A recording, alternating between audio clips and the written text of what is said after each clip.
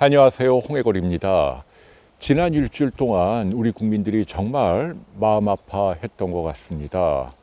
이태원에서 젊디 젊은 아까운 생명들이 갑자기 사라졌기 때문이죠. 유가족 여러분들이 얼마나 마음 아팠을까요?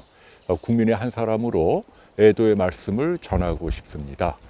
자, 오늘 굳은 땅은요. 그래서 이렇게 갑자기 사랑하던 사람을 잃게 될 때 우리가 느끼는 어떤 괴로움, 상실의 고통이라고 표현할 수 있죠.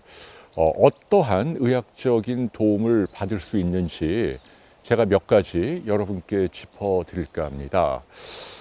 글쎄요, 요즘 제가 읽고 있는 책 가운데 여러분께 소개하고 싶은 게 박완서의 말이라는 제목의 책입니다. 소설가 박완서 선생님 잘 아시죠?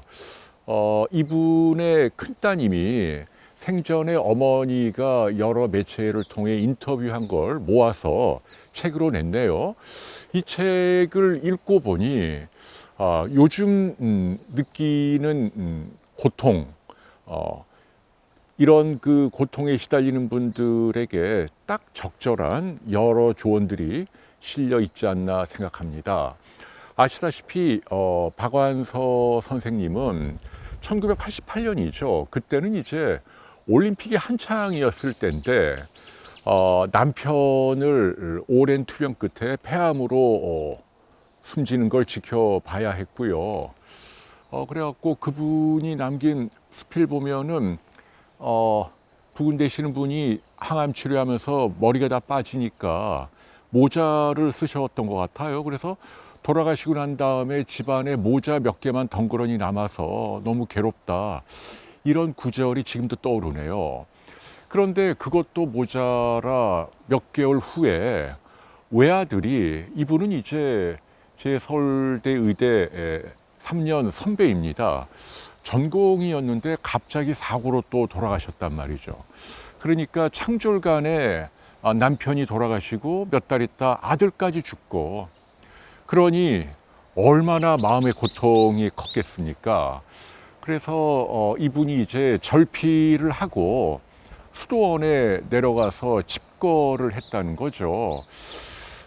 나중에 이분이 표현한 걸 들어보면 날카로운 칼로 자기의 가슴살을 각을 뜨는 것 같은 그런 고통에 시달렸다. 늘 죽은 아들이 떠올라서 말이죠. 충분히 그 심정을 헤아릴 수 있을 것 같습니다. 아마도 뭐 이태원 유가족 분들도 같은 심정이겠죠. 자, 우리가 살다 보면 이렇게 불가피하게 사랑하는 사람과 헤어질 때가 있는데요. 제가 통계를 내보면 대체적으로 6개월을 중요한 기준으로 삼고 있습니다. 그러니까 6개월 정도 지나면 이런 마음의 고통이 조금씩 감소하면서 적응해 나갈 수 있다는 얘기죠. 그런데 6개월이 지나도 7% 정도는 1년이고 2년이고 마음의 고통이 계속 남고 일상이 어렵고 또 심각한 우울증에 시달리는 경우가 있다는 얘기죠. 자, 그래서 어떻게 우리가 이렇게 오래 끌지 않는, 그러면서 빨리 일상으로 돌아올 수 있는지 제가 찾은 몇 가지 이 조언들을 여러분께 전해드릴까 합니다. 자, 첫 번째는 자기의 슬픈 감정을 무조건 억누르지 말고 마음껏 발산을 하라, 표현을 하라, 이렇게 돼 있네요. 그러니까 슬플 때는 마음껏 슬퍼하라는 얘기죠. 그걸 부끄러워하면 안 되고요. 오히려 이렇게 내가 굉장히 슬플 때 슬픈 것을 마음껏 제대로 그 고통을 느끼지 못하면 이게 더 오래 끌면서 더 괴로울 수 있다라는 얘기죠. 되게 많은 분들이 저지르는 오류가 이거를 뭐 아끼던 여러 가지 물건들 있잖아요. 사진이라든지 그 사람이 생각나게 하는 소지품 같은 걸 어떤 분들은 뭐 이렇게 버리거나 다 뭐 태우거나 뭐 이런 경우가 있는데, 이것은 별로 좋은 방법이 아니라고 하네요. 따로 보관함에 모아두는 정도가 좋다. 나중에 생각이 나면 보고 그냥 슬퍼해라는 얘기입니다. 그렇게 충분히 슬픔을 발산하는 게 좋다. 다른 사람들에게도 내가 얼마나 슬픈지 말을 하라. 또는 글을 써라. 그렇기 때문에 주변에 있는 분들이 해야 할 일은 리스너, 그러니까 들어주는 게 중요하다는 얘기죠. 우리가 그것을 심리학적으로 벤틸레이션, 환기 효과라 그러잖아요. 마음속의 응어리를 그냥 꾹꾹 누르고 의연한 듯이 아무 일도 없다는 듯이 참고 지내는 게 오히려 안 좋다는 얘기입니다. 그렇게 참고 버티는 사람들이 아까 말씀드린 7%의 오래 끄는 치료가 필요한 질병으로까지 가는 우울증에 시달릴 수 있게 만든다라고 하는 것이 제 얘기가 아니고 오래전에 이미 수백 명의 가족을 잃은 사람들을 대상으로 연구한 미국 스탠포드 대학의 연구 결과이기도 합니다. 다시 한번 강조합니다. 슬플 때 슬플 걸 충분히 내 감정대로, 감정이 흐르는 대로 내버려 둬라. 그리고 주변에 있는 사람들은 조언을 하지 말고 그 사람이 슬퍼하는 걸 그냥 묵묵히 들어주기만 하면 충분하다. 이해가 되시죠? 슬픈 감정을 발산하라. Let it go, 내버려 둬라. 자, 두 번째는요, 일상을 유지해야 한다라는 얘기입니다. 이게 정말 중요합니다. 대개는 굉장히 고통을 받게 되면 뭔가 변화를 시도하잖아요.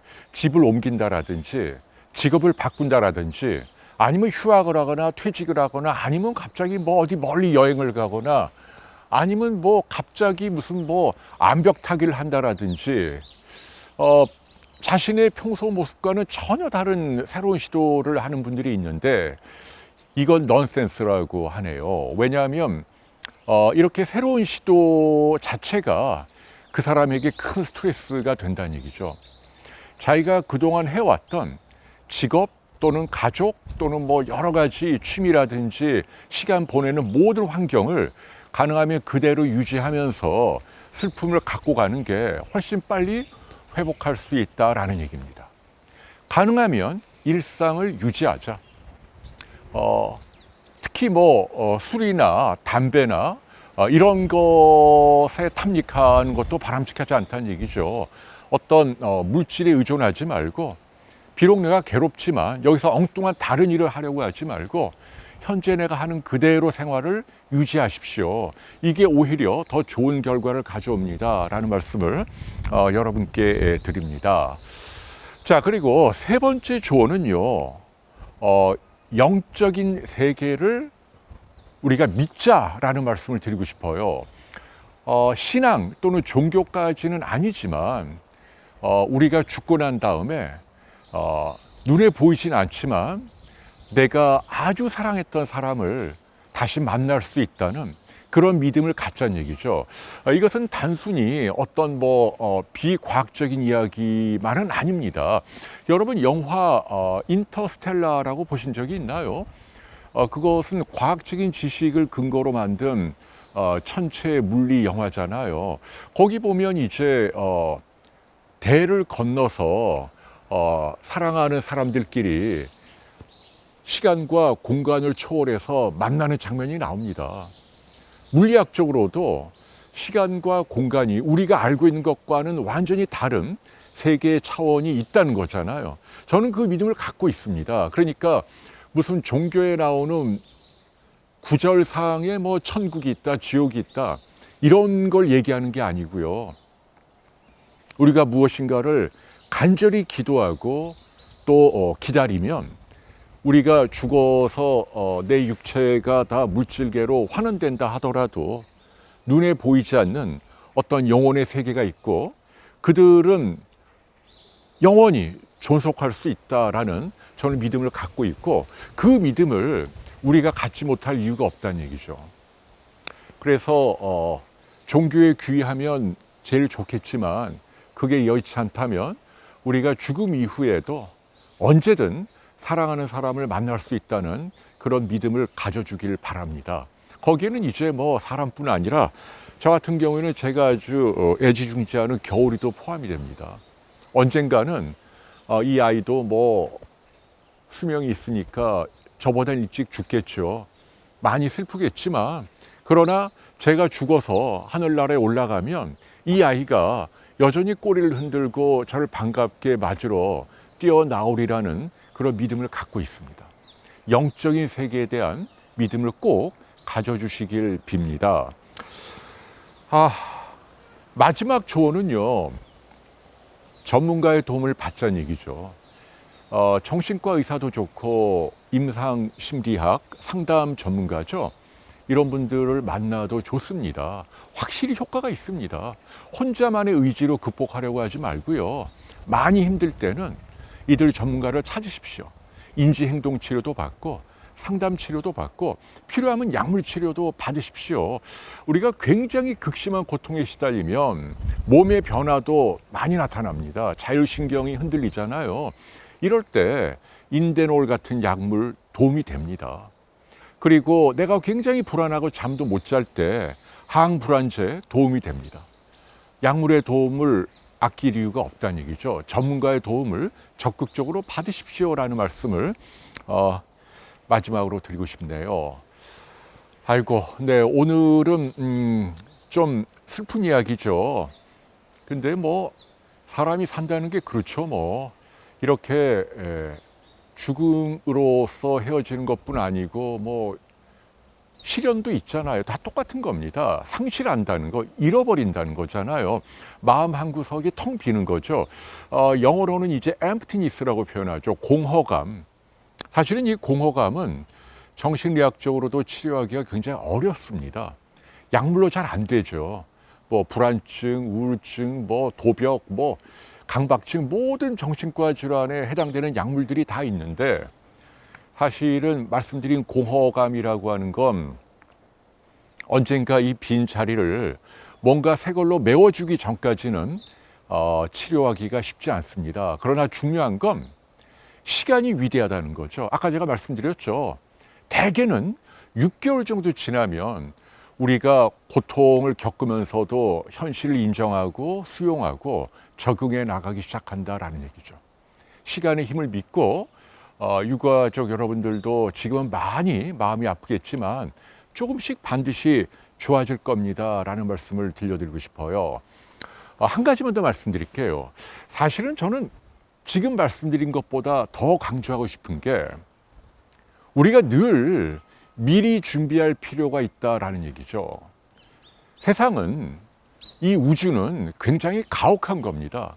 내가 굉장히 아끼고 사랑하는 사람이 어딘가에서 뜻하지 않게 비극적으로 고통 속에 숨져가고 있을 때 그 순간 나는 아무것도 모르고 코미디 영화를 보고 깔깔거리고 웃을 수 있는 곳이 바로 이 세상입니다. 남을 할 수 없지만 그게 맞는 말이잖아요.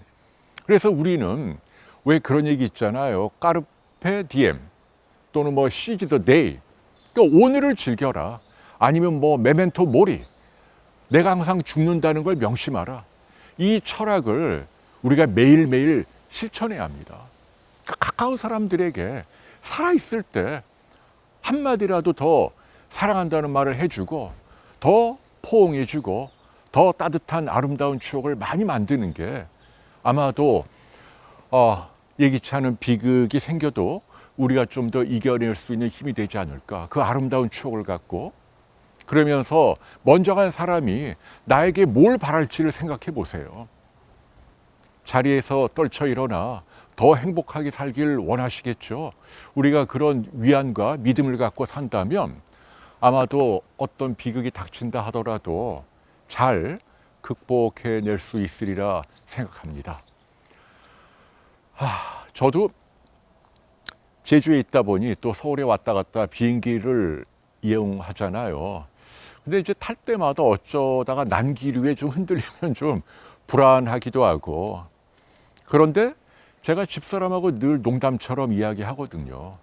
비록 떨어져 있지만 내 마음 잘 알지? 라는 이야기를 마치 선문답처럼 주고받아요. 무슨 얘기냐면 어떤 예기치 않은 일로 같이 옆에 있지 못하고 누군가가 고통 속에 뭐 죽어간다 하더라도 내가 당신 때문에 그래도 정말 행복했고 고맙고 사랑했다. 당신은 계속 행복하게 살아다오. 라고 항상 말을 한다는 믿음을 가져달라는 얘기죠. 그렇기 때문에 글쎄요, 저에게 그런 그 절체절명의 어떤 순간이 온다 하더라도 예컨대 뭐 갑자기 제가 휴대폰에서 집사람이나 사랑하는 사람한테 막 나 사랑해 하고 문자를 굳이 보낼 필요가 없다. 그러니까 훨씬 더 마음이 편안해지더라고요. 네, 뭐 아직 뭐 60도 안 된 제가 어르신들도 많이 계실 텐데 뭐 이런저런 말씀드려 죄송하고요.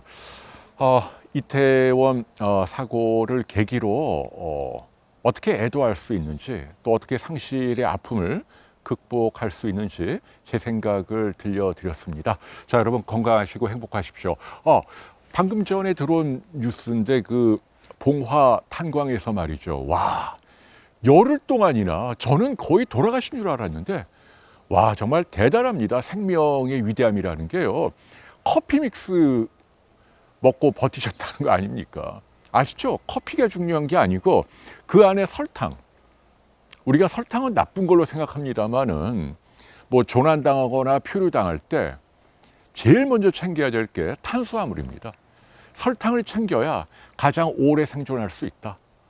그래서 설탕이 무조건 나쁜 게 아닙니다라는 이야기 들려드리면서 오늘 시간 마칠게요. 건강하십시오. 감사합니다.